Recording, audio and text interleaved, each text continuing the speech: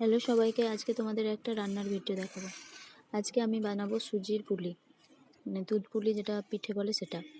তো এবার দেখো, আমি প্রথমে কড়াইয়ে ঘি দিয়ে সুজিটাকে একটু নাড়াচাড়া করে নিয়েছি, তারপরে জল দিয়ে দিলাম। এবার 1 চিমটি লবণ দিলাম। এবার সুজিটাকে পুরো নেড়ে চেড়ে নাড়তে থাকবো। তারপরে যখন শুকনো হয়ে আসবে তখন নামিয়ে নেব।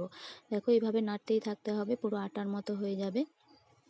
যেমন অনেকে আটা সিদ্ধ করে রুটি বানায় ওই রকম।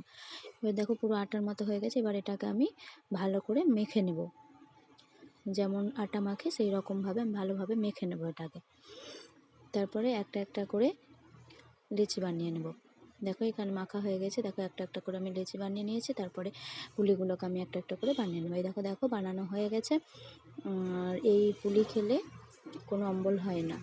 এরপরে আমি কড়াইয়ে দুধ বসিয়ে দিয়েছি, তার মধ্যে দিয়ে দিলাম কটা এলাচ আর তেজপাতা। এবার দুধটাকে আমি ভালোভাবে নাড়িয়ে নেব।